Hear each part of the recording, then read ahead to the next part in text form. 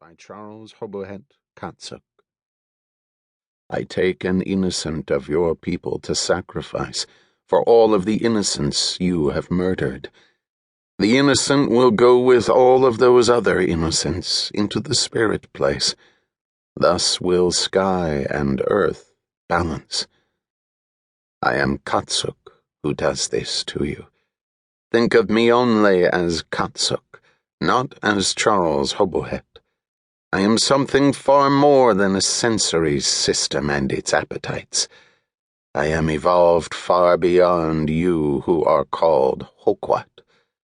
I look backward to see you. I see your lives based on cowardice.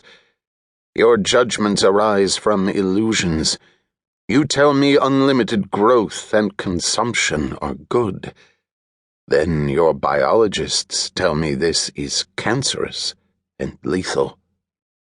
To which Hokwat should I listen? You do not listen. You think you are free to do anything that comes into your minds. Thinking this, you remain afraid to liberate your spirits from restraint. Katsuk will tell you why this is. You fear to create because your creations mirror your true selves. You believe your power resides in an ultimate knowledge which you forever seek as children seek parental wisdom. I learned this while watching you in your Hokwat schools. But now I am Katsuk, a greater power. I will sacrifice your flesh. I will strike through to your spirit. I have the root of your tree in my power.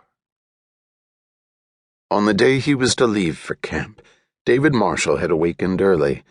It was 2 weeks after his 13th birthday. David thought about being 13 as he stretched out in the morning warmth of his bed. There was some internal difference that came with being 13. It was not the same as 12, but he couldn't pin down the precise difference. For a time he played with the sensation that the ceiling above his bed actually fluttered as his eyelids resisted opening to the day. There was sunshine out in that day, a light broken by its passage through the big leaf maple which shaded the window of his upstairs bedroom. Without opening his eyes, he could sense the world around his home.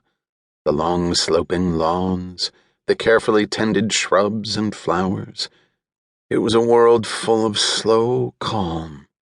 Thinking about it sometimes, he felt a soft drumbeat of exultation. David opened his eyes. For a moment he pretended the faint shadow marks in the ceiling's white plaster were a horizon, range upon range of mountains dropping down to drift-piled beaches. Mountains, beaches. He'd see such things tomorrow when he went to camp.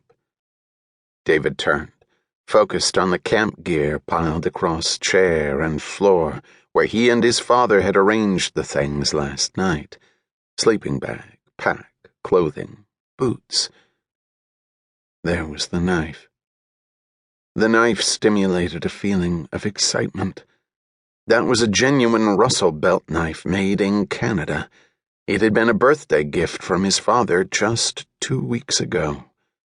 A bass hum of wilderness radiated into his imagination from the knife in its dear brown scabbard. It was a man's tool, a man's weapon. It stood for blood and darkness and independence. His father's words had put magic in the knife. That's no toy, Dave. Learn how to use it safely. Treat it with respect. His father's voice had carried subdued tensions. The adult eyes had looked at him with calculated intensity, and there had been a waiting silence after each phrase. Fingernails made a brief scratching signal on his bedroom door, breaking his reverie. The door opened. Mrs. Parma slid into the room. She wore a long blue and black sari with faint red lines in it. She moved with silent effacement,